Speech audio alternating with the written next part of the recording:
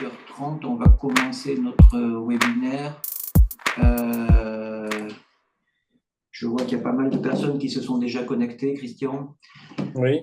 Bon, donc aujourd'hui, on va commencer. Le thème de notre webinaire de ce soir, c'est l'immobilier non coté, notamment la partie SCPI de l'immobilier non coté, qui a eu beaucoup de succès, qui a eu plus de difficultés en 2023, et on s'interroge pour savoir de quoi l'avenir peut être fait. Est-ce que c'est la fin du tunnel?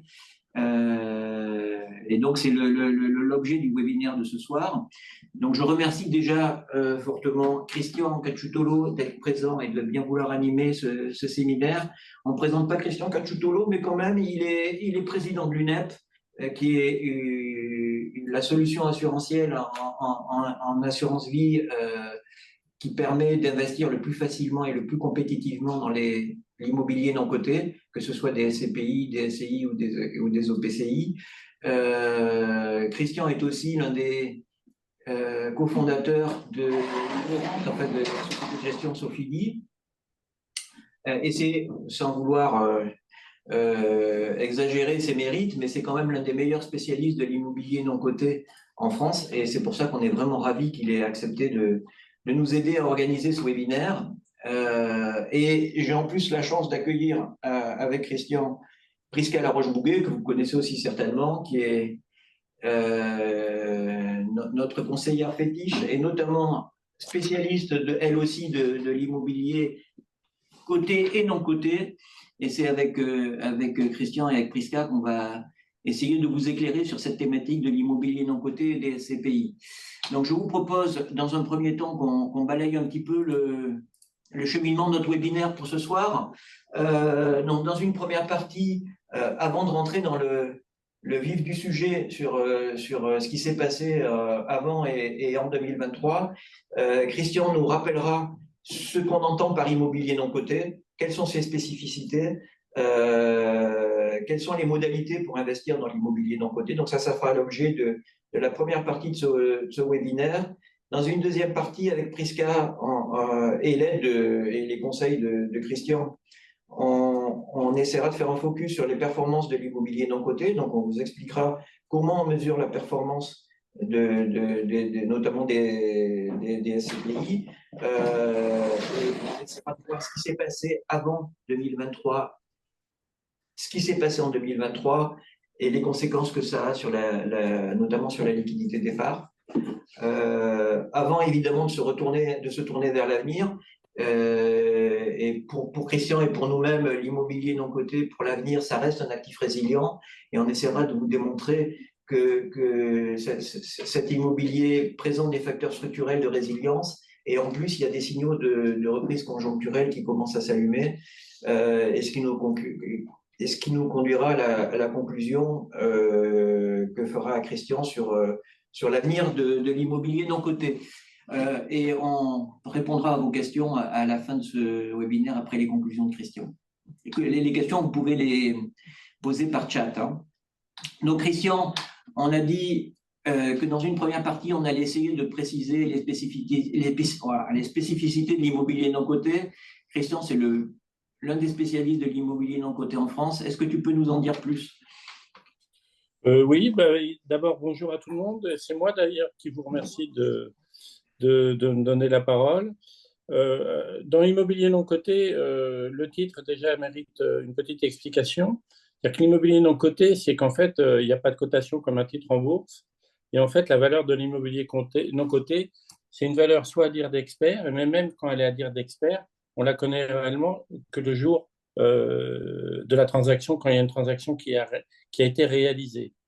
Et c'est de ce point de vue-là, ça fait que c'est un produit qui est assez décorrélé des autres classes d'actifs, puisque, c'est un bien tangible, mais en plus de ça, les autres actifs ayant des cours qui réagissent d'une manière instantanée, dans l'immobilier d'investissement, bien sûr, le moteur de performance vient de deux choses.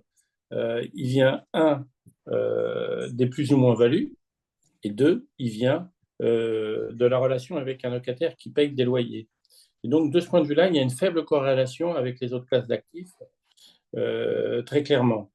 Alors pourquoi dans ce qui apparaît à votre écran, on parle de stabilité du rendement? En fait, lorsqu'on achète un bien immobilier, on achète deux choses. On achète le bien, la qualité de construction du bien, l'emplacement du bien, mais on achète également autre chose. On achète une relation avec un locataire, ce qu'on appelle un bail, et le bail régit la relation juridique qu'on peut avoir avec le locataire. Et en fait, au moment de l'acquisition, on connaît déjà quelle va être la rentabilité sur toute la durée restante du bail à courir. Et pourquoi on parle de stabilité du rendement? Parce que, en fait, hormis un contentieux avec le locataire ou un locataire qui s'en va, on sait d'ores et déjà quels vont être, nous, dans notre jargon, on appelle ça le cash flow, on le sait d'ores et déjà pendant toute cette durée du bail restant à courir, quels vont être les flux rentrants et quelles vont être les charges, qui souvent sont des charges d'entretien. Mais lorsque le bien a été acheté, tout ça a été déjà au préalablement étudié. Et donc, c'est une des raisons, c'est une des premières caractéristiques de l'immobilier non coté. Alors, c'est ce que je vous disais. Juste avant, j'étais un peu plus vite que le slide. Le risque rendement est mesurable puisque c'est un locataire qui paye son loyer. Et donc, une des précautions à prendre lorsque on achète un local avec un locataire à l'intérieur, c'est de regarder quel est le degré de solvabilité du locataire. Et à partir de ce moment-là, on sait à peu près de quelle manière le loyer va évoluer. D'ailleurs, les experts, quand ils estiment un bien qui était occupé, ils tiennent compte de la qualité de signature du locataire pour dire ce local vaut tant, vaut tant, vaut tant. Alors, le rendement est prévisible et en plus de ça, il est normalement indexé et protégé contre l'érosion monétaire, puisque en fait, en réalité, je m'excuse, je vous ai perdu. Non, ça va. Puisque vous m'entendez ou pas? Oui. Oui, oui. Parce que ce que j'étais en train de vous dire, c'est que les loyers sont protégés contre l'érosion monétaire, puisque dans le bail, il est prévu qu'on peut augmenter les loyers en fonction de l'indice sur lequel il est benchmarké.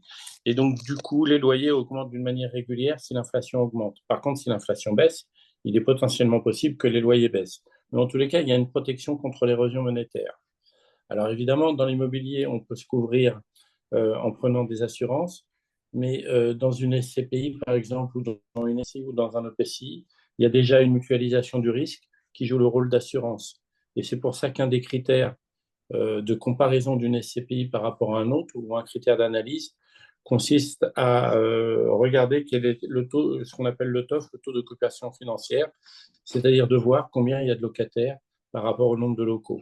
Il y a des SCPI dans lesquels il y a 200 locataires, qui sont des SCPI qui peuvent être récentes, et il y en a d'autres plus anciennes, dans lesquelles on peut aller jusqu'à 2 ou 3 000 locataires. Et donc, cette mutualisation, de facto, fait qu'en regardant le taux d'occupation financier, ça coûte beaucoup moins cher que de payer une assurance. Alors, les spécificités spécifiques de l'immobilier non coté, elles sont, je vous en ai déjà parlé, on peut l'avoir de manière différente. Le sous-jacent, alors le sous-jacent, en général, dans l'immobilier non coté, il est, je dirais, tangible, puisque c'est un bien immobilier. Et ce bien immobilier, il peut être représenté par différents secteurs d'activité. Et il faut bien savoir, c'est un sujet sur lequel j'aime bien m'apesantir, puisque en réalité, très régulièrement, on peut revenir à la slide d'avant, si c'est possible, je m'excuse. Quand on parle de secteur d'activité, souvent on entend dans la presse l'immobilier va bien, va mal. Pour moi, ça veut pas dire grand-chose. De quoi parle-t-on? En immobilier, il y a bien sûr l'immobilier résidentiel, c'est-à-dire l'immobilier dans lequel on vit, celui qu'on habite, celui de la résidence principale. Mais à côté de ça, il y a de l'immobilier de bureau, il y a de la logistique, il y a de l'immobilier commercial, il y a de l'immobilier de santé, il y a de l'immobilier industriel, il y a de l'hôtellerie. Et d'ailleurs, même dans ces secteurs, il y a des sous-secteurs. Si on prend l'immobilier commercial, il y a ce qu'on appelle les pieds d'immeuble, c'est les petites boutiques de centre-ville, et il y a la grande distribution. Et dans la grande distribution, même là, il y a deux sous-secteurs. Il y a ce qu'on appelle les hyper et à côté de ça, les boîtes à chaussures. Souvent, on voit un hypermarché avec à côté un certain nombre de grosses boutiques qui peuvent être des Lapairs, des petits Fnac, etc., qui gravitent. Dans l'hôtellerie, on peut avoir, on a trois types de marchés sur le marché de l'hôtellerie. On a l'hôtellerie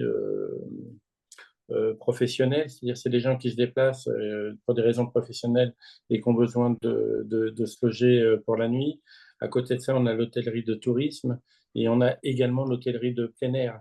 Et donc, on se rend bien compte que l'immobilier, en réalité, c'est un bien de consommation et donc on le consomme pour y vivre, pour y travailler, pour y avoir des loisirs, pour se soigner. Donc, on ne peut pas dire que l'immobilier va bien ou va mal.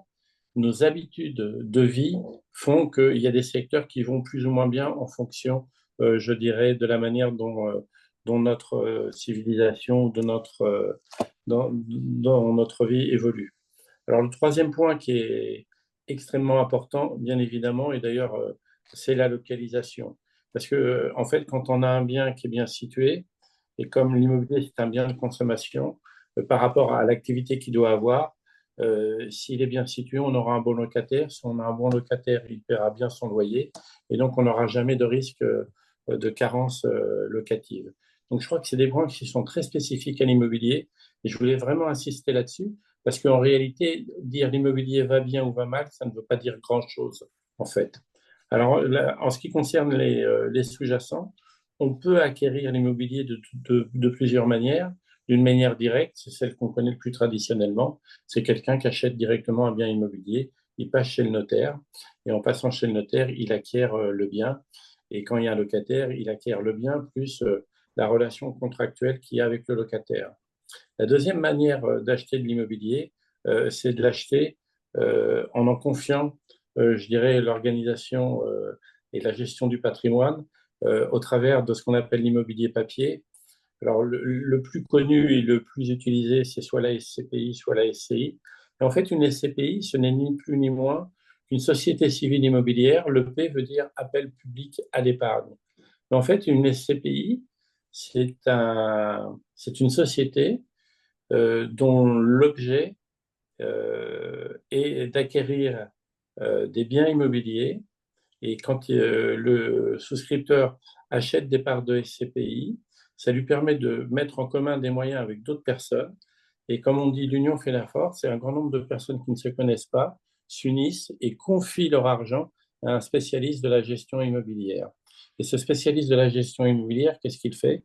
Il achète les biens, il les entretient, il entretient les relations avec les locataires.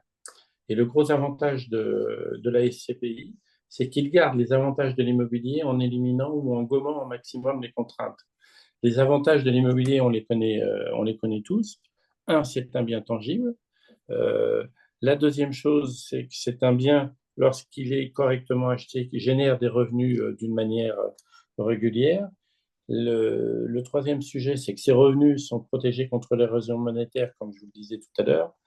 Et la quatrième chose, c'est un des rares produits en matière d'épargne qui puisse permettre de répondre à toutes les préoccupations que peut avoir un investisseur. La raison est très simple, c'est qu'on peut l'acheter soit au comptant, comme si on achetait un appartement, mais on peut également acheter des parts de SCPI à crédit et on peut également gérer les acheter en démembrement et également en assurance vie. Donc, si on a envie de se créer du capital, on achète à crédit. Si jamais on a envie d'avoir des revenus réguliers, qu'on a du cash, bon, on l'achète comptant. Et si on veut transmettre et capitaliser, on peut l'acheter soit dans de l'assurance vie, soit en démembrement. Donc ça, c'est quand même tous les avantages de l'immobilier de ce point de vue-là. Les contraintes de l'immobilier, la première des contraintes, bah, c'est un peu les soucis que l'on peut avoir de gestion et du bien immobilier, de la relation avec le locataire. Et là, eh ben, globalement, c'est la société de gestion que l'on a. La deuxième contrainte ou le deuxième inconvénient de l'immobilier lorsqu'il est acheté en direct, c'est une concentration d'une somme importante sur un seul endroit. Là, quand vous achetez des parts de SCPI, vous achetez derrière un nom, si je prends le nom d'Immorante qui a été évoqué tout à l'heure, quand vous achetez une part d'Immorante, même si elle vaut moins de 400 euros, vous êtes au prorata de la somme que vous avez mise, propriétaire, de quasiment 2000 locaux différents qui sont répartis sur toute la France, voire même en partie à l'étranger. Ce qui veut donc dire, comme on dit, on ne met pas tous les deux dans le même panier, on mutualise le risque, ça c'est le premier point, mais on le mutualise, un, au niveau géographique, deux, on le mutualise au niveau locatif, puisqu'on a plusieurs locataires, et trois, on le mutualise au niveau sectoriel. Pourquoi au niveau sectoriel? Si je prends toujours le cas d'Immorente, mais on peut prendre les autres également, et ben, globalement, on peut avoir des secteurs d'activité qui sont complets. On peut avoir aussi bien un boucher, un pharmacien, je dirais un épicier, un coiffeur, etc. Ce qui veut donc dire qu'on mutualise vraiment tous les risques à tous les niveaux. Et donc, de ce point de vue-là, on enlève ces contraintes au travers de la SCPI. Et donc, c'est ce que je vous disais tout à l'heure, le sous-jacent papier, d'une manière générale, permet de garder les avantages de l'immobilier en engommant les majeures contraintes. Et le dernier point, qui est un avantage supplémentaire, on peut avoir accès à de l'immobilier pour des sommes relativement faibles, ce qui n'est pas le cas lorsqu'on va acheter directement un appartement ou un bureau. Je suis désolé, je ne suis pas forcément totalement les slides, mais bon, C'est pas grave, on s'ajuste. comme je parle naturellement, donc voilà ce qu'il en est. Alors, par contre, quel que soit le secteur d'activité, je dirais, il y a des spécificités qui sont directement liées à l'immobilier. La première, c'est la loi de l'offre et du marché, hein. La loi de l'offre et du marché, c'est très simple. Plus on a de demandes et moins on a d'offres, globalement, ça peut faire monter les prix, mais ça, c'est quel que soit le sujet, quel que soit le secteur d'investissement, le secteur. Et ça fonctionne aussi bien au niveau géographique que sectoriel. Le deuxième sujet qu'on est en train de vivre actuellement, c'est plutôt la régulation des taux d'intérêt. La régulation des taux d'intérêt, on voit bien que les taux d'intérêt ont une importance fondamentale puisque, en fait, souvent l'immobilier est acheté à crédit. Et donc, le coût d'acquisition d'un bien immobilier, plus les taux de crédit sont importants, plus le coût d'acquisition est élevé et moins ça rend possible d'acheter. Et donc, ça a une influence sur la loi de l'offre et du marché. Le troisième point important, mais je reviendrai là-dessus parce que c'est vraiment, ça mérite explication par rapport à la conjoncture actuelle. Alors, quand je parle de l'interventionnisme de l'État, là, vous voyez, j'avais noté dans l'ancienne réglementation, on ne pouvait plus, enfin, c'est Sarkozy qui a déréglementé tout ça, mais avant Sarkozy, on ne pouvait plus construire de superficie de plus de 1000 mètres carrés. C'était la loi Royer et la loi Raffarin, de 1000 mètres carrés en locaux commerciaux, hein. Euh, et pourquoi il y a eu ça? Parce que il y a eu des mini-révoltes des commerçants ou des petites boutiques. C'était, je crois, Nikou, qui était le président. Le Sidunati. Sidunati, c'était le Sidunati. Et donc, cette loi existait, ce qui fait que de ce point de vue-là, on ne pouvait plus construire d'hyper à cette époque. Et donc, du coup, rien que la valeur de l'agrément donnait une valeur supplémentaire au bien. Depuis qu'on peut construire sans demander plus d'autorisation que ça, des surfaces de plus de 1000 mètres carrés, je dirais un certain nombre de biens qui étaient désuets dans des emplacements qui n'étaient plus au goût du jour, bah, globalement, ont perdu de la valeur. Donc, on voit que l'interventionnisme de l'État est relativement important. Comme on voit aussi que l'interventionnisme de l'État peut avoir un autre impact, par exemple, au travers de la relation avec le locataire. Si on compare, par exemple, l'habitation, quand on a un contentieux avec un locataire habitation, en moyenne, il faut à peu près 2 ans pour régler le sujet, même si on est dans son bon droit, parce qu'il y a les périodes d'hiver pendant lesquelles il est interdit d'exclure ou de mettre dehors quelqu'un, que ce soit justifié ou pas. Alors que dans les commerces, en général, quand c'est justifié, il faut à peu près 3 mois, et en plus, on récupère le droit au bail. Donc, on se rend bien compte que l'interventionnisme de l'État peut avoir une influence sur la valeur d'un bien. Alors, bien sûr, il y a la fiscalité. Il y a en permanence des lois fiscales qui sont faites plus ou moins bonnes ou plus ou moins attrayantes et qui permettent d'acheter des biens dans des conditions je dirais, plutôt favorables. Sauf que là, logiquement, il faut bien se mettre en tête qu'acheter un bien avec des avantages fiscaux n'a un intérêt que si on achète ça à un prix au mètre carré normal. Donc, il ne faut pas que la fiscalité masque quelque chose. D'où l'intérêt d'avoir un conseiller en gestion de patrimoine qui est capable de vérifier et de comparer tout ça. Alors, je parlais tout à l'heure de juridique, déplafonnement, protection du locataire, du propriétaire, ça, je l'ai déjà évoqué. Et donc, j'ai dit que j'allais revenir sur un petit sujet sur le slide d'avant, c'était sur les taux d'intérêt. Et moi, je crois que c'est un point extrêmement important en ce moment, parce qu'en fait, en ce moment, on parle de crise immobilière. Est-ce qu'elle est, je discutais tout à l'heure avec M. Fontan, est-ce qu'elle est structurelle ou conjoncturelle? Globalement, là, elle est plutôt conjoncturelle, puisque, en fait, pour moi, ce n'est pas une vraie crise immobilière, c'est plutôt une crise du financement immobilier. Parce qu'en réalité, par rapport à la grosse crise immobilière qu'on avait eue dans les années 93, aujourd'hui, le taux d'occupation des locaux est extrêmement bon, c'est-à-dire que les locataires sont présents, il n'y a pas de défaillance de locataires, ils continuent à payer leur loyer malgré la crise du Covid, malgré l'inflation qui a eu suite à la crise de l'énergie, suite aux événements, je dirais, malheureux guerriers qui a en ce moment. Et malgré tout ça, les locataires sont là et continuent à payer leur loyer. Ça veut dire que ce qui est assez étonnant, c'est que comme il y a de l'inflation, les loyers augmentent. Et donc la rentabilité, je dirais, et les performances en termes de dividendes augmentent. Quand une société a ses dividendes qui augmentent, en général, sa valeur ne baisse pas, elle a plutôt tendance à augmenter. Et donc pour moi, c'est plutôt une crise de financement qui a été provoquée pour plusieurs raisons. Bien sûr, le coût d'acquisition de plus en plus cher, donc moins d'acheteurs. Et surtout, il y a eu beaucoup d'acheteurs avec des taux qui étaient trop faibles à l'acquisition, qui avaient acheté avec des taux très faibles à taux variable. Avec la montée des taux, ils n'ont pas été capables, surtout ceux qui avaient acheté en crédit in fine, de payer leurs échéances. Ils ont été contraints, je dirais, donc du coup, avec l'augmentation des taux, de revendre des biens parce qu'ils arrivaient à échéance de leur crédit. Malheureusement, ils n'avaient pas reconstitué euh, l'amortissement du capital et du coup, ils ont revendu pour beaucoup à perte. Et donc, ça donnait de nouvelles valeurs de référence des biens immobiliers, alors qu'en réalité, c'est plutôt une prime de risque qu'on fait payer à ceux qui ont bien fait leur boulot contre ceux qui ont mal fait leur boulot. Donc, je crois que les taux d'intérêt, c'est plutôt une crise du financement de l'immobilier qu'une crise immobilière qui, bien sûr, si elle s'installe trop longuement, va donner de nouveaux points, je dirais, de référence sur la valeur des biens. Mais pour l'instant, les performances sont plutôt à la hausse, ne serait-ce que par le jeu de l'indexation. Là, j'en ai un petit peu parlé tout à l'heure, qu'il y avait différents marchés, résidentiels, bureaux, locaux commerciaux, entrepôts, hôtellerie. C'est donc ce que je vous disais tout à l'heure. Alors, quels sont les différents... Oui, je t'en prie. Non, non, c'est bon. Donc, est-ce qu'on a fait le tour des grandes caractéristiques de l'immobilier non coté?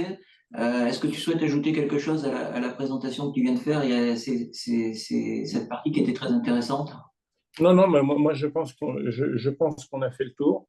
Je pense qu'on peut conclure par une chose, c'est comme d'habitude, la pierre papier, ou en tous les cas la SCPI, puis c'est plutôt le produit le plus souscrit. Il ne faut pas oublier qu'en fait, c'est juste une structure juridique qui permet d'acquérir de l'immobilier dans de bonnes conditions, en tous les cas avec un bon rapport rentabilité-sommeil, puisqu'on a les soucis en moins et quelques avantages en plus.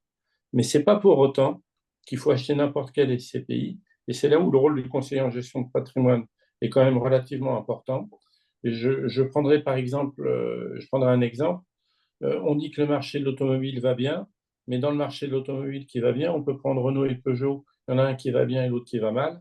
Euh, et puis, on ne peut pas comparer une SCPI par rapport à une autre si dans l'automobile, on ne peut pas comparer une Ferrari à une Land Rover ou une berline, je dirais, de tourisme. Ça veut dire que chaque SCPI a ses spécificités et il y a des gestionnaires qui sont plus ou moins bons, qui ont fait leurs preuves.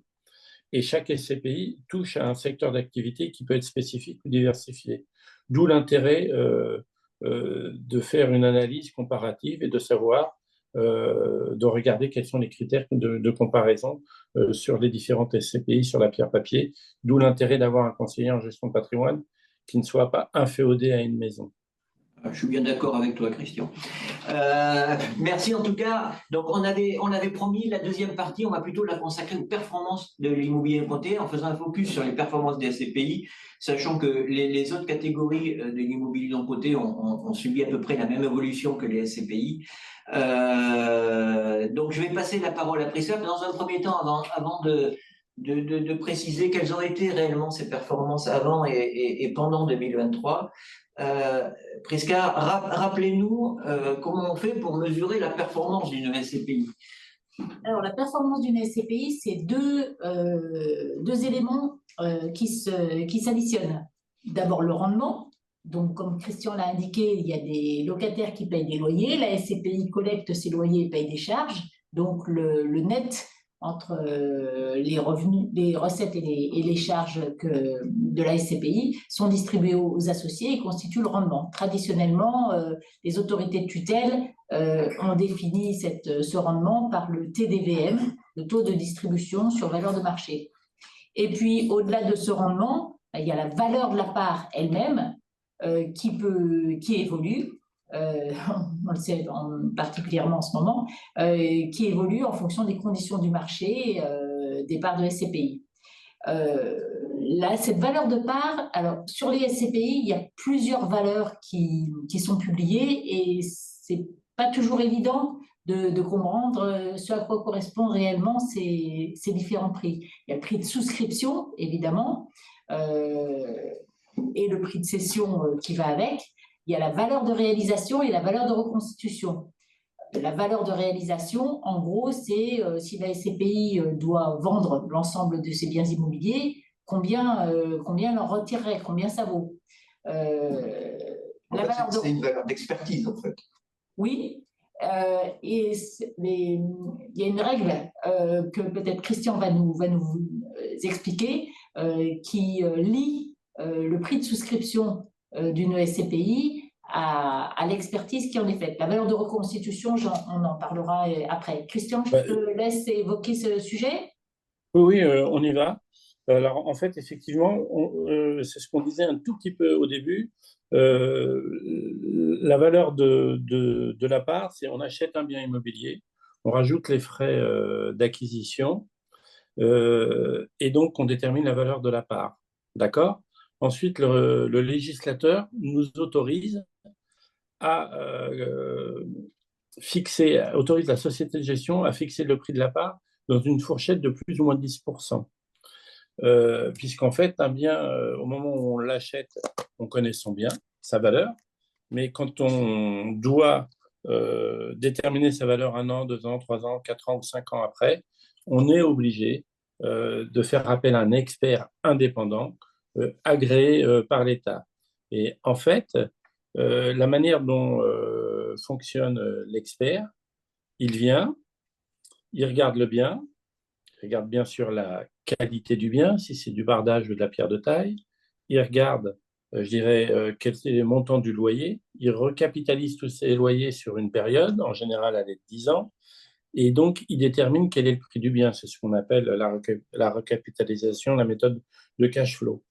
Et donc, ensuite, une fois qu'il a fait ça, il surpondère ou il sous-pondère la valeur du bien en fonction du risque locatif et il nous donne un prix.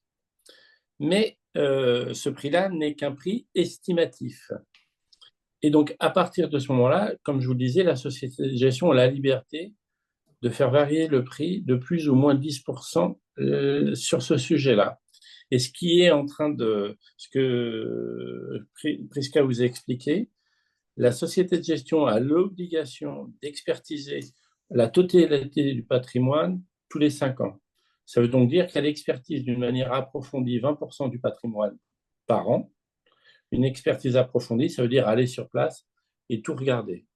Et ensuite, dans les 4 ans suivants, l'expertise, on applique des sur le bien qui a déjà été expertisé au préalable d'une manière approfondie, sauf s'il y a une modification importante. Modification, c'est par exemple un parking qui a été fait, un train, une station de métro, une station de bus qui arrive, ou alors un changement de locataire. À partir de ce moment-là, comme le disait Patrick il y a 2 minutes, on a le prix à dire d'expert en termes de valeur de réalisation, on rajoute les frais de la part, et donc on arrive à un prix de reconstitution de la part. Donc c'est la valeur de reconstitution.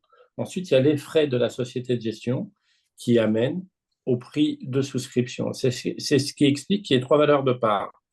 Et en fait, ce qui est en train de, je dévie un peu, mais ce qui est en train de se passer un petit peu en ce moment, c'est qu'en réalité, la part, le prix est estimatif par rapport à ce que nous disent les experts. Mais si je prends le cas d'Imorande dont on parle tout à l'heure, depuis l'année dernière, il y a eu à peu près chez Sofidy 360 millions d'arbitrages, c'est-à-dire de biens qui ont été vendus. Et ils ont été vendus sur une valeur supérieure à 16% par rapport aux valeurs à dire d'experts. Et c'est ça qui également peut générer des plus-values ou des augmentations de dividendes, puisque cet argent appartient aux épargnants. Donc, il est redistribué sous forme de rachat de biens immobiliers ou sous forme de dividendes exceptionnels. Donc voilà, je sais pas. Ok, Voilà. merci Christian. Donc en fait, comme Prisca nous a dit, il y a deux manières d'apprécier la rentabilité, la performance d'une SCPI. Il y a le rendement instantané et il y a l'évolution de la valeur patrimoniale au fur et à mesure que le temps évolue. Ces deux notions combinées, ça donne la performance globale. Et cette performance globale, souvent vous la voyez dans les communiqués des SCPI, ils parlent de taux de rentabilité interne. Et donc cette notion de taux de rentabilité interne, c'est ce qui agrège la partie rendement locatif et la partie évolution de la valeur de la part. Donc, maintenant qu'on a bien compris comment on faisait pour analyser la performance, on va pouvoir regarder ce qui s'est passé. Donc, qu'est-ce qui s'est passé sur une longue période? Vous voyez qu'on a mis un graphique là qui commence en 1989. Comme quoi, c'est pas un actif récent et qui n'a pas fait ses preuves. Donc, dans un premier temps, Prisca, on va essayer de voir quelles sont les performances historiques des SCPI en analysant dans un premier temps le rendement locatif instantané et ensuite la performance globale en incluant la valeur de la part. Alors, le rendement locatif de l'ensemble des SCPI de rendement, globalement, il a évolué entre 5, dans un tunnel, entre 5 et 7%. Ça ne fait pas une très, très forte volatilité. Clairement, ce n'est pas le graphique du CAC 40 qu'on vous présente. Les rendements des SCPI sont assez réguliers et globalement, voilà le type de rendement qu'on a rencontré dans le monde des SCPI depuis 30 ans. C'est qui a fait son succès parce que tous les ans, l'épargnant, il avait quand même de la visibilité sur le niveau de rendement qu'il pouvait s'attendre à avoir les années à venir. Je me permettrai une remarque sur ce schéma-là. Ce qui est assez contre-intuitif, c'est qu'on voit que quand il était à 7, voire un petit peu plus, on a l'impression que c'était la période où c'était le plus rentable, alors qu'en réalité, c'était une période où l'inflation était supérieure de loin à 10%. Et donc, en fait, quand il est à 5 aujourd'hui, ou quand il était à 5 l'année dernière, avant, je dirais, la performance était bien supérieure en termes de conservation du pouvoir d'achat à cette époque-là que dans les années 90. D'accord. Donc, la performance globale, Prisca, est-ce qu'elle est aussi bonne que le rendement instantané? Alors, dans ce graphique suivant, vous allez retrouver les SCPI dans un graphique qui combine à la fois le rendement, la performance et la volatilité. Et vous voyez que les SCPI se situent au-dessus du livret A, des SICAV monétaires, de l'assurance vie et des obligations. Mais évidemment, en dessous des actions qui sont tout en haut à droite. Donc les SCPI sont une assez bonne combinaison de performance et de volatilité. On voit 8% de moyenne de performance sur une longue période, sur une quinzaine d'années, avec une volatilité qui est proche des obligations. Normalement, les obligations, c'est assez peu risqué. La volatilité, c'est un indicateur de risque. Donc, ça veut dire que vous avez, en finance, c'est des actifs qui sont recherchés. On dit qu'ils ont des ratios de Sharpe qui sont élevés, c'est dans le jargon financier. Ça veut dire qu'ils offrent une performance élevée avec une volatilité faible.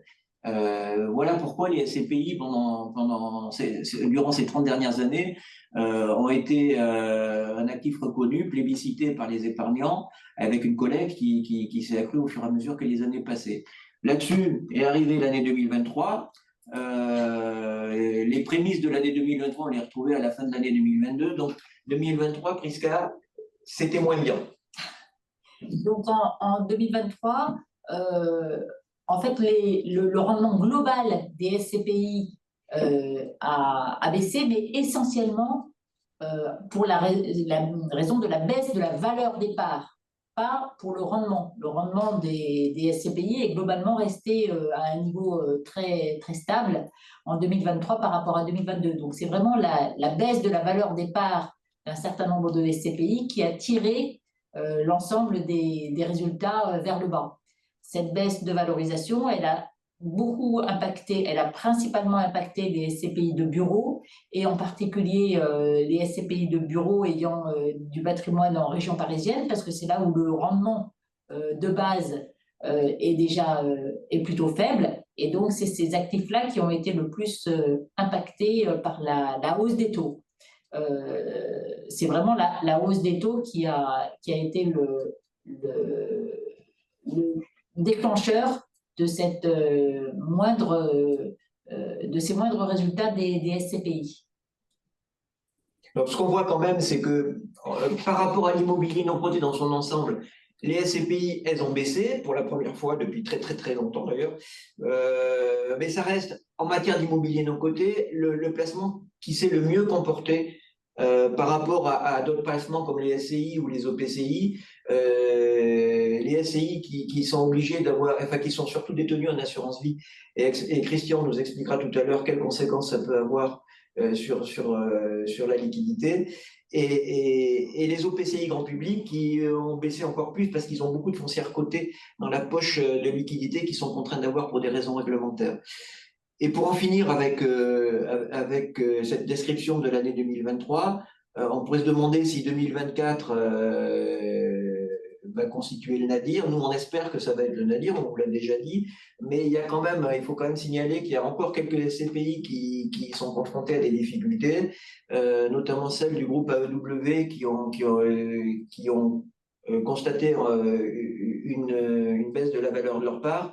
Et il y a la Fipierre aussi, mais elle, c'est la deuxième fois. Donc, c'est la SCPI Gillette de l'immobilier non coté, où elle a plusieurs lames. Voilà. Donc, je ferai juste une petite remarque. Effectivement, les SCPI ont baissé, mais il y a il y a aux alentours de 25% sur le nombre de SCPI qui ont baissé. Toutes les SCPI n'ont pas baissé. Hein. Il y a un gros 70% des SCPI qui continuent à bien se porter et à ne pas baisser leur valeur de part et à voir leurs dividendes augmenter. Hein. C'est vrai, on voit toujours ce qui ne va pas bien et on oublie ce qui va bien. Ouais. Donc, ce qui ne va pas bien, comment on peut l'expliquer? On en a parlé déjà, hein, mais le facteur principal, c'est celui qu'on a mis en deuxième partie. Comment on peut expliquer la baisse? Si on revient un petit peu en arrière sur les différentes crises qu'on a connues ces dernières années, évidemment, on pense au Covid, à la pandémie, qui ont entraîné des difficultés sur le marché immobilier commercial, parce qu'il y a des boutiques qui ont été fermées. Mais en fait, ça, c'est un effet qui a été assez vite absorbé par les SCPI. Il semble que la remontée des taux de 2022 est, elle, finalement, plus impacté les SCPI que la pandémie. La pandémie a essentiellement fait baisser les rendements de quelques SCPI, en particulier celles qui étaient investies de manière thématique sur l'hôtellerie, les châteaux forts, les séminaires, les choses comme ça. Et donc, une fois que la pandémie a diminué, ces SCPI sont repartis de l'avant. Les hôtels ont réouvert, se sont remplis à nouveau. Les SCPI, qui en avaient beaucoup, avaient négocié avec les exploitants des hôtels une franchise pendant quelques mois en échange d'une prolongation des baux. Donc ça a été absorbé assez facilement. En revanche, la hausse des taux a plus impacté la conjoncture des SCPI. Et on doit ajouter maintenant la montée en puissance de l'ISR qui modifie le comportement des entreprises, le télétravail, le flex office fait que les grandes entreprises ont tendance à diminuer les surfaces de bureaux qu'elles utilisent. En revanche, les bureaux de centre-ville, en particulier sur Paris, continuent à être relativement prisés par les entreprises et les professions libérales. Oui, en fait, ce qu'on voit, c'est que la pandémie, ça a eu un choc rapide sur les commerces, mais les commerçants et les propriétaires de surfaces commerciales, ils se sont adaptés, et ce qui prouve d'ailleurs la résilience de la classe d'actifs. Sur les bureaux, c'est un peu plus diffus, donc les entreprises changent de comportement. Elles cherchent à avoir des locaux plus accueillants, avec moins de surfaces individuelles. Le flex office, je crois que c'est 30% des surfaces utilisées en Île-de-France. Elles recherchent des implantations centrales. Donc tout ça, ça conduit à une restructuration du marché, mais cette restructuration, elle est plus lente, parce que les marchés, comme l'a dit Christian en début de webinaire, elles sont engagées pour 3, 6 ou 9 ans. Et donc, la restructuration, elle va durer un peu plus longtemps que pour les commerces. Et pour en finir avec ces difficultés, il y a la dernière qui émerge depuis quelques mois ou quelques années, c'est la montée de la problématique ISR. Elle se traduit de deux manières. D'abord, il y a une réglementation qui va commencer à avoir un impact important en 2030, où là, les entreprises vont vraiment devoir faire des efforts pour adapter la consommation en énergie carbone de leurs locaux. Et il y a une deuxième raison qui fait que les entreprises changent de comportement, c'est que dans leur communication avec l'extérieur ou avec leurs salariés, elles sont obligées aussi d'intégrer cette problématique ISR et d'avoir des immeubles qui consomment moins d'énergie. Donc tout ça aussi, ça conduira à une évolution du parc immobilier qui n'est pas décisive dans la baisse de la valeur que certaines SCPI ont connue en 2023, mais qui, elle, va continuer à prospérer les prochaines années. Voilà, juste pour en finir avec la remontée du taux, pour qu'on comprenne bien comment ça se passe, Christian a évoqué tout à l'heure la méthode qu'utilisent les experts immobiliers. Donc les experts immobiliers, ils prennent un loyer qui est soit le loyer constaté, soit le loyer normatif, et ils appliquent un taux de capitalisation. Le taux de capitalisation, c'est le taux sans risque plus le risque sous-jacent de l'actif immobilier qui est expertisé. Et donc, il faut bien comprendre que les loyers, ils étaient capitalisés avant, par exemple à Paris, sur la base de 4% ou de 3%. 3%, c'était 0% d'OAT 10 ans, plus 3% de prime de risque. L'OAT, à la fin de l'année, enfin en octobre de l'année 2023, elle était passée entre 3,5 et 4. Et donc, vous voyez que faites le calcul sur votre tableur Excel et vous verrez que l'impact, il est énorme sur la valeur des actifs immobiliers. Et c'est 90%, c'est pas 90%, c'est quasiment la totalité de l'explication de la baisse de la valeur des parts. Et les SCPI qui ont connu le plus de problèmes, c'était celles qui étaient relativement bien situées en région Île-de-France, mais qui en plus avaient des immeubles qui pouvaient commencer à être impactés par la restructuration du parc immobilier que Prisca nous a évoqué tout à l'heure avec le flex office et la centralité des implantations. Donc voilà un petit peu pourquoi l'immobilier a baissé, en tout cas l'immobilier de manière générale. Les SCPI, comme le Christian disait, il y en a certaines qui ont baissé, il y en a beaucoup qui ont résisté. Prisca, par contre, moins de collecte, plus de rachats. Qu'est-ce qui s'est passé? Donc, suite à cette défiance, suite à ces baisses de valeur de certaines SCPI, les investisseurs ont commencé à devenir défiants par rapport à l'investissement SCPI. Donc, se sont moins précipités sur les SCPI pour investir, donc moins d'acheteurs. Et de l'autre côté, il y a eu plus de vendeurs parce qu'il y en a qui s'inquiétaient du devenir de leur investissement, à tort ou à raison. Et donc, c'est un marché de l'offre et de la demande, hein, moins d'investisseurs, plus de vendeurs. Les SCPI ont, pour certaines, des problèmes de liquidité, c'est-à-dire que les vendeurs mettent du temps à vendre leur part, le marché secondaire étant embouteillé, sclérosé. Sur certaines SCPI en particulier, les SCPI plus récentes continuent à collecter pas mal, mais certaines SCPI assez anciennes continue à avoir un marché secondaire extrêmement sclérosé. En fait, comme le disait Christian, c'est un marché qui est un peu dual. C'est-à-dire les SCPI qui ont connu des difficultés, le tiers des SCPI qui a connu des difficultés en 2023, mais ça a encouragé les demandes de rachat et ça a dissuadé la collecte. Donc du coup, la collecte, elle continue à être importante. Hein. Un milliard de collecte, c'est beaucoup, même si c'est loin des niveaux qu'on a connus par le passé. Mais le problème, c'est que les SCPI qui collectent, c'est pas celles qui ont des problèmes de liquidité. Et donc, les problèmes de liquidité de ces SCPI-là, et pour l'instant, ils sont pas résolus. Voilà. Donc, vous voyez, on a vu que l'immobilier non coté, historiquement, c'est un actif qui était rentable, avec un profil de risque qui était plutôt faible, en tout cas modéré.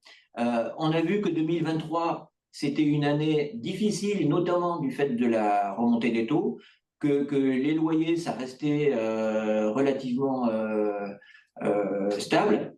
Et donc, la question qu'on va se poser, et, et si vous assistez à notre webinaire, c'est que vous devez vous la poser aussi, c'est comment envisager l'avenir, qu'est-ce que va devenir la classe de l'immobilier non coté, et notamment des SCPI dans les années à venir. Christian l'a évoqué tout à l'heure, on pense qu'il y a eu un coup dur et on pense que ça va aller mieux. Pourquoi on pense ça Christian, il y a des facteurs structurels qui expliquent la résilience de l'immobilier non coté.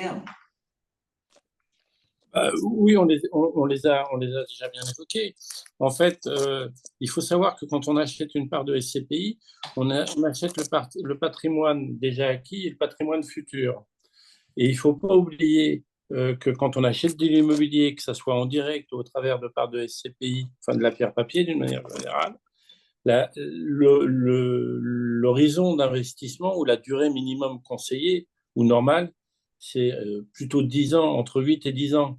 Ça veut dire que, hors cas de force majeure, les personnes qui sortent avant ces périodes-là, hors cas de force majeure, bien sûr, il y a toujours, malgré tout, dans la vie, des moments qui ne sont pas prévus. Les gens qui sortent, souvent sortent plutôt par peur qu'autre chose. Alors qu'en réalité, globalement, en ce moment, comme l'immobilier à acquérir est moins cher, ça serait bien de continuer à investir et d'avoir des liquidités. Pourquoi? Parce qu'aujourd'hui, on achète l'immobilier moins cher par rapport à hier où il était un peu plus cher. Ce qui voudrait dire que globalement, une SCPI qui rapporte du 5 aujourd'hui, si elle continue à acquérir des biens immobiliers, va voir d'une manière structurelle augmenter son taux de dividende et baisser le prix d'acquisition au mètre carré de ces biens. Bien sûr, sous réserve que la SCPI soit normalement et bien gérée. Ce que je veux dire par là, c'est que les SCPI génèrent des performances par millésime. Et ces millésimes s'accumulant fait qu'on lisse le prix de revient et en lissant le prix de revient, on augmente le dividende sur la longue période. Et je rajouterai un petit point qui pour moi est assez important. Quand on dit qu'une SCPI rapporte du 5 cette année, elle rapporte du 5 pour la personne qui l'a acheté cette année.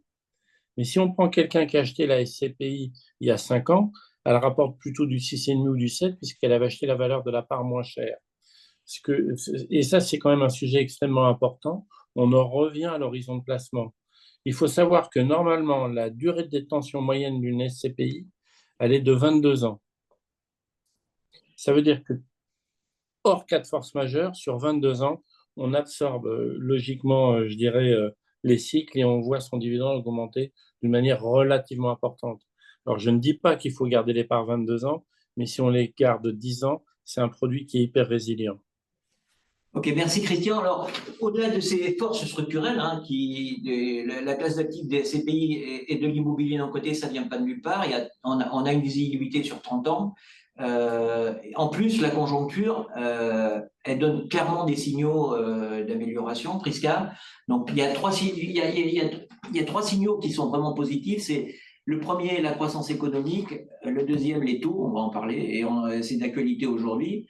Et le troisième, c'est les mécanismes d'ajustement de marché, puisque les SCPI, on va voir que les SCPI qui ont baissé leur part, elles vont avoir plus de rendement. Prisca, la croissance? Oui, la croissance économique, pas fantastique, mais pas non plus complètement nul. C'est vrai que si on se compare aux États-Unis, on est moins bien situé, mais bon, globalement, on annonce pour 2024 une année positive en France, comme dans l'ensemble de l'Europe. C'est actuellement un petit peu plus compliqué pour l'Allemagne, mais bon, compte tenu de ce qui s'est passé comme choc en Europe, finalement, c'est pas si catastrophique que ça. Et qui dit croissance dit d'emplois, donc plus d'utilisation de bureaux et de commerce également. En fait, les anticipations étaient trop mauvaises au premier trimestre en France. Et le chiffre de 0,2 que vous voyez apparaître sur le graphique, il a surpris et il a encouragé les conjoncturistes à prévoir une petite poussée d'inflation, une petite poussée de croissance en 2024 et probablement plus de croissance en 2025 et 2026. Donc ça, c'est vraiment positif pour l'immobilier. Et l'élément le plus important, c'est ce qui s'est passé aujourd'hui. Oui, aujourd'hui, c'est le D-Day. Donc, c'est dès le dernier jour pour les déclarations, n'oubliez pas. Dès pour la dette, notre dette dont le taux, la BCE a annoncé une baisse de 0,25 des taux, c'était donc quelque chose qu'on attendait beaucoup et c'est la première probablement d'une longue série. Et puis, bon, évidemment, d'idées pour le débarquement. Alors, vous voyez bien sur ces graphiques là qui sont à gauche l'impact qu'a pu avoir aussi la hausse des taux sur l'immobilier, parce que le graphique en vert, c'est les taux longs qui sont quand même les taux directeurs pour la valeur de l'immobilier. Mais les taux longs, vous voyez ce que je vous disais, ils étaient à moins de 0 en 2021 et ils sont montés quasiment à 4 au mi-temps de l'année 2023. Donc ça fait mal. Les investisseurs ont commencé à anticiper à partir d'octobre enfin, ils n'ont pas anticipé, mais ils ont conduit à une baisse de l'OAT qui est redescendue en dessous de 3. Elle est un petit peu remontée depuis le début de l'année, mais là, ça a l'air de bien se passer depuis quelques jours. Et le graphique que vous voyez en bas, il est moins important pour l'immobilier, mais c'est l'indice qui dépend directement de la politique de la Banque centrale. Donc, vous voyez qu'il est monté très haut. Il est même plus haut que l'OAT. Non, il est en tout cas assez élevé, presque au niveau de l'OAT. Et la décision de la Banque centrale de baisser ses taux aujourd'hui, ça veut dire que ce graphique-là, il va connaître une inflexion à la baisse dans les jours à venir. Donc l'argent moins cher, comme le disait Christian, ça veut dire que les investisseurs vont mieux se financer, qu'il va y avoir moins de crédits in fine qui arrivent à échéance sans pouvoir être remboursés, et donc l'immobilier devrait être mieux porté, devrait mieux se porter, être mieux valorisé. Troisième élément, plus technique, mais la baisse qu'ont connue certaines SCPI, elle a eu des effets positifs. Prisca? On peut prendre l'exemple d'Efimo, qui est la petite sœur d'Imorante, gérée par Soufidi et qui est investie en bureau. Donc, Efimo a baissé la valeur de sa part en décembre 2023 de 10%. Et du coup, le rendement, pour quelqu'un qui investit aujourd'hui avec un prix 10% moins cher, le rendement est rehaussé d'autant. Donc, les SCPI qui ont baissé la valeur de la part vont présenter pour les nouveaux investisseurs des taux de rendement rehaussés et vont devenir donc plus attractifs, ce qui devrait contribuer à améliorer les investisseurs, à améliorer l'offre pour les investisseurs en SCPI. Alors, je crois qu'on en a fini avec la partie prospective de notre webinaire. Donc, Christian nous a expliqué que l'immobilier non coté, ça restait une classe d'actifs très résiliente, surtout pour l'épargnant qui investit sur une période d'une dizaine d'années. Prisca nous a promis que la conjoncture allait s'améliorer et que l'immobilier allait connaître un contexte beaucoup plus favorable. Christian, comment peut-on conclure ce webinaire? Il faut investir. On y a un peu répondu tout à l'heure, mais pour conclure, qu'est-ce qu'on pourrait dire? Déjà, je dirais qu'il ne faut pas sortir. Il ne faut pas sortir parce que les conditions de marché sont plutôt favorables aux entrants qu'en sortant. C'est-à-dire qu'effectivement, c'est un point d'entrée qui est moins cher qu'il y a un an ou un an et demi, donc c'est le moment d'y aller. Mais comme c'est le moment d'y aller et que l'immobilier est un peu moins cher, il ne faut pas sortir. Ensuite, Si l'horizon de placement en matière d'investissement est suffisamment long, on peut espérer qu'il y ait une augmentation des dividendes qui protège bien qui soit en augmentation et qui protège bien contre l'inflation. Christian, merci. On avait quelques questions, on a quelques questions qui nous ont été posées. Si vous en avez d'autres, n'hésitez pas à les poser, c'est le moment. Je vais répondre à la première des questions qui a été posée. Il y en a deux. La première, c'est est-ce que l'immobilier papier entre... Non, enfin, c'est Prisca qui va répondre parce que c'est la spécialiste. Est-ce que l'immobilier papier entre dans le calcul de l'IFI? Ah, il y a du suspense, hein? Bien oui, l'IFI rentre, les SCPI entrent dans l'IFI. D'ailleurs, qu'elles soient détenues en direct ou qu'elles soient détenues via l'assurance vie, elles entrent dans l'IFI. On le sait, hein, l'immobilier est un des actifs qui sont le plus taxés en France. Les revenus des SCPI, les revenus fonciers sont taxés à la tranche marginale d'imposition plus les prélèvements sociaux de 17,2%, plus l'IFI si on a un patrimoine immobilier qui dépasse 1,3 million. Comment éviter que cette fiscalité ne devienne trop importante, en particulier au niveau de l'imposition sur les revenus. En faisant un crédit, on peut mettre des intérêts en face des revenus et donc abaisser la fiscalité pendant la durée du crédit. On peut également acquérir les SCPI en nue propriété en reportant la période où on percevra les revenus à une période où on sera moins imposé. Typiquement, si on est à 10 ans de la retraite, avec une nue propriété à 10 ans, on ne perçoit pas les revenus tout de suite, mais dans 10 ans, quand on sera moins imposé, en percevant des compléments de retraite. Et évidemment, en achetant la nue propriété, on achète avec un prix décoté, on échange les revenus qu'on ne perçoit pas pendant une durée convenue contre une remise sur le prix de l'investissement. Et puis, autre moyen de diminuer un petit peu la fiscalité à l'impôt sur le revenu à l'impôt sur le revenu, c'est de détenir les SCPI via l'assurance vie. Alors, il y a beaucoup de contrats d'assurance vie qui donnent accès aux SCPI, il y a beaucoup de conditions différentes qui sont assez compliquées à comparer parce que les uns vous disent on vous propose des SCPI sans frais, etc., mais ça va beaucoup plus loin que ça. Il faut analyser comment les revenus sont réinvestis à l'intérieur du contrat d'assurance vie. Est-ce qu'ils sont réinvestis avec une participation au bénéfice de 100% ou de 85%? Ça ne fait pas le même effet. Est-ce qu'ils sont réinvestis en nouvelle part de SCPI ou est-ce qu'ils sont investis sur le fonds d'euros? Bon, il y a beaucoup de critères à analyser pour sélectionner un contrat d'assurance vie qui donne accès à de bonnes SCPI dans de bonnes conditions. Globalement, les contrats UNEP, ils sont pas mal. Il paraît. Alors, Christian, elle a répondu aux deux questions, Prisca, qui étaient posées, qui avaient trait à la fiscalité. Moi, j'en avais une ou deux autres que j'avais envie de te poser, notamment concernant la liquidité des parts de SCPI. Ce n'est pas des questions pièges, hein, mais quand on a vu tout à l'heure qu'il y avait quelques SCPI dont le marché secondaire était un petit peu bloqué, comment ça se passe en pratique et réglementairement? Comment la société de gestion elle doit gérer cette liquidité? En d'autres termes, dans quelles conditions elle est contrainte de vendre des actifs?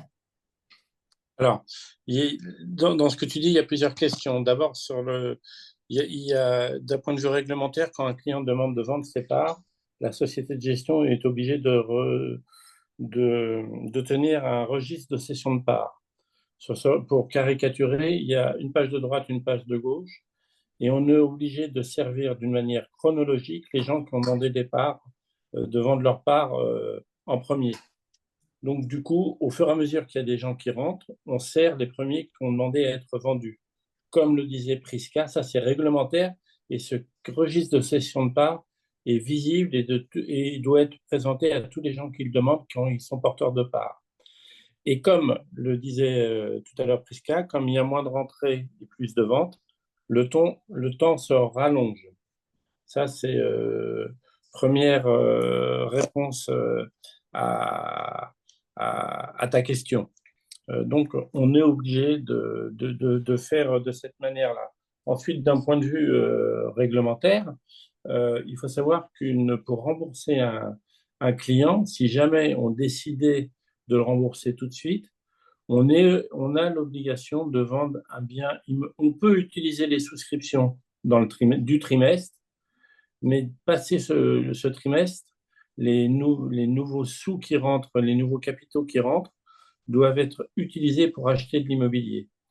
Et ça, la réglementation est très stricte là-dessus, parce que si je prends par exemple le cas de Sofidy, où jusqu'à présent on remboursait en 15 jours, et là il faut quand même 3 à 4 mois pour rembourser le client, ce qui n'est pas si long que ça par rapport à de l'immobilier traditionnel, hein, pour réaliser une vente.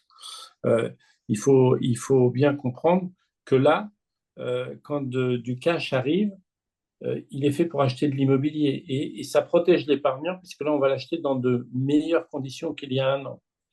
Donc, globalement, au niveau réglementaire, quand il y a des liquidités dans une SCPI, on n'a pas le droit de les utiliser pour rembourser un client, d'accord? Elles doivent être faites de l'immobilier, puisque le client qui a mis du cash, il l'a mis pour acheter de l'immobilier et non pas pour rembourser son voisin. Donc ça, c'est d'un point de vue purement réglementaire. Alors ensuite, au niveau réglementaire, quelqu'un qui veut sortir, eh ben, il y a une autre solution qui est le marché de gré à gré. Là, la société de gestion n'a pas le droit de s'en occuper, puisque ce n'est pas son métier de s'occuper des relations de gré à gré entre clients, c'est plutôt potentiellement le job du conseiller en gestion de patrimoine ou de sociétés qui sont spécialisées là-dessus. Et donc là, sur le marché de gré à gré, on peut organiser, certains le font d'ailleurs, des cessions de parts entre deux personnes sans passer par la société de gestion. Et donc là, le prix est librement fixé entre le vendeur et l'acheteur. Ce qui fait que globalement, même si on garde la valeur indiquée du prix sans qu'il y ait de baisse, par exemple, en passant par le marché de gré à gré, ça permet au vendeur de vendre dans les mêmes conditions, et sans passer par la société de gestion, ça permet à l'acquéreur de vendre, d'acheter les parts entre 4 et 6% moins cher. D'accord, c'est clair. Merci Christian. On a une autre question que je voulais poser aussi, donc ça tombe bien. Le marché des SCPI, il a quand même pas mal évolué depuis quelques années. On a vu d'abord apparaître des SCPI purement ou partiellement européennes. On a vu apparaître aussi des SCPI avec des frais d'entrée qui étaient comprimés. Même si tous les frais ne sont pas comprimés, les frais d'entrée étaient comprimés. Il y a des SCPI qui viennent d'être créés avec l'ambition de surfer sur les nouvelles opportunités offertes par le retournement du marché en 2023. Qu'est-ce que tu conseilles aux personnes qui ont envie aujourd'hui de souscrire à des parts de SCPI, Christian? Alors, je vais faire un premier point sur les frais. Les nouvelles SCPI qui ont été créées, sur lesquelles on a comprimé les frais, ils ont comprimé les frais d'entrée, mais ils ont quand même augmenté les frais de gestion.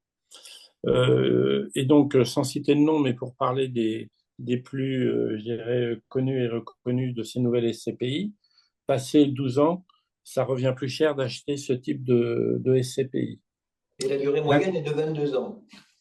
Alors oui, je dis juste, je fais juste attention à ça. C'est pas parce qu'on paye moins de frais à l'entrée que ça va revenir moins cher. Comme la durée de moyenne étant de 22 ans, comme tu me le dis, passer 12 ans, ça revient plus cher parce que les frais de gestion sont supplémentaires. Donc c'est un point important. L'autre point important auquel il faut faire attention avec ces CPI, je ne parle pas de la qualité de gestion, c'est un autre sujet, hein. Je parle d'un point de vue purement technique. L'autre point important auquel il faut faire, c'est que si jamais il n'y a pas de frais à l'entrée, il n'y a pas de frein à la sortie. Ça veut dire qu'il y a un risque potentiel de marché secondaire important. Si les gens, quand ils rentrent à valeur 100 et qu'ils sortent à valeur 100 le lendemain, ils peuvent rentrer et sortir, donc de ne pas tenir l'horizon de placement minimum de 10 ans. Et donc, du coup, on risque de nouveau d'avoir un afflux de capitaux de biens importants à vendre. Et donc, s'il y a plus de ventes de biens à vendre d'acheteurs potentiels, ça ne permettra pas d'avoir d'augmentation de prix de part. C'est ce qu'on disait tout à l'heure. Tout ça, ça veut dire quoi? Ça veut dire que si moi j'avais à investir, bien sûr, la conjoncture fait que les nouvelles SCPI arrivent sans patrimoine et donc elles vont acheter dans des bien meilleures conditions. Si on a confiance dans la société de gestion ou dans la thématique de cette société de gestion, il faut y aller. Il faut y aller, mais d'une manière mesurée. D'abord parce qu'on a moins d'historique que sur les anciennes SCPI, d'accord, mais surtout parce qu'il y a une moins grande mutualisation. Des nouvelles SCPI qui pèsent 100 ou 200 millions, ils vont avoir entre 10 et 20 ou 30 locataires. Donc la mutualisation du risque que recherche un épargnant quand il va acheter de la pierre, quand on dit la pierre, on parle de sécurité de la pierre, la mutualisation du risque est beaucoup moins importante. Donc moi, le conseil que je donnerais, c'est de ne pas mettre tous ses œufs dans le même panier, c'est de prendre au minimum un gros paquebot, c'est-à-dire une ancienne SCPI, mais qui a plusieurs centaines de locataires, d'accord, et qui soit plutôt diversifié, c'est-à-dire qui touche à tous les marchés d'un point de vue du secteur. Mais à côté de ça, en fonction de ses convictions, je rejoins un peu ce que disait Prisca et toi aussi tout à l'heure. Pourquoi ne pas acheter un peu d'hôtellerie? Pourquoi ne pas acheter un peu de logistique, puisque les gens vont de plus en plus sur Internet? Pourquoi ne pas acheter un peu de santé? Pourquoi pas? Mais d'une manière plus ou moins mesurée, quand les CPI sont récentes. D'abord, il faut vérifier à ce qu'elles gèrent bien sur une longue durée. Et il faut également, quand on achète de la pierre, mutualiser les risques. Donc, je dirais que les deux sont bien et qu'il faut aller sur les deux. Et qu'aujourd'hui, dans le marché de la SCPI, on est en train de rentrer dans un marché d'allocation. C'est-à-dire qu'autrefois, il y avait du bureau, du commerce et de l'habitation. Aujourd'hui, et il y avait plutôt des grosses SCPI. Aujourd'hui, ben, il y a plein de thématiques, il y a du diversifié, il y a des gros véhicules, il y a des petits véhicules. Donc, c'est le principe de base, on mutualise le risque. Ok. Est-ce qu'on peut dire deux mots avant de terminer sur deux petites questions, une sur les SCPI européennes et l'autre sur la différence entre les SCPI à capital fixe et à capital variable. On peut essayer de répondre à ces deux petites questions, Christian? Oui, bah alors sur les CPI européennes, il y a deux choses. Un, il y a une conviction qu'on peut avoir pour aller sur d'autres marchés, pour encore une fois mutualiser le risque, parce que les économies ne fonctionnent pas à la même vitesse et en même temps sur les différents pays. On voit bien que l'Allemagne, par rapport à l'histoire qu'on a depuis 20 ans, commence à être un peu moins, à aller moins vite, si vous voulez, contrairement peut-être aux Pays-Bas, au Danemark, même Londres d'un point de vue immobilier. Donc sur l'étranger, ça peut avoir du sens pour avoir des économies qui soient un peu décorrélées. Et puis en plus de ça, la réglementation d'un point de vue juridique, par exemple en Allemagne, est plus favorable à l'habitation qu'aux programmes commerciaux ou qu'aux bureaux. Donc aller en Allemagne, ça peut avoir du sens pour des raisons sectorielles également. Et le deuxième point à l'étranger, ce qui doit bien compliquer la vie de Prisca en ce moment, euh, euh, c'est qu'à l'étranger, il y a une fiscalité qui à chaque fois est favorable pour les épargnants français, puisque la fiscalité est bien plus favorable d'ailleurs à l'étranger, mais en même temps, elle est un peu plus compliquée. Donc cette fiscalité augmente la performance globale des CPI. Donc ce n'est pas un non-sens d'y aller, d'autant plus que la profondeur du marché en France peut être atteinte sur certains secteurs d'activité. Je vois sur les CPI de santé, la profondeur du marché et le risque du marché peut être important. Et donc, on voit des bonnes SCPI de santé qui commencent à aller à l'étranger, voire outre-Atlantique. Et donc, juste pour finir, les SCPI à capital fixe, c'est pas plus dangereux que les SCPI à capital variable, notamment au niveau de la liquidité? Bah, c'est pas plus dangereux si elles sont aussi bien gérées, sauf que c'est beaucoup plus long pour rembourser le client si jamais il y a un problème de marché, un problème de collecte. Okay. Mais oui, en même oui, temps, actuellement, il y a des SCPI qui ont des problèmes de liquidité qui sont des SCPI à capital variable. Hein. mais c'est ce que j'allais dire. Et il faut savoir même que la réglementation va imposer aux SCPI à capital variable de tenir ce qu'on appelle de tenir, elles tiennent un carnet d'ordre. Et si jamais ça dure trop longtemps, l'AMF va leur demander de passer en capital fixe. Donc, elles vont perdre leur variabilité, très clairement. Donc, si vous... En fait, c'était beaucoup plus simple et beaucoup plus facile à gérer au quotidien le capital variable que le fixe. Mais dans des vraies périodes de crise, non pas immobilière, mais de liquidité, on en revient à la crise de financement, liquidité, etc. L'un va rejoindre l'autre.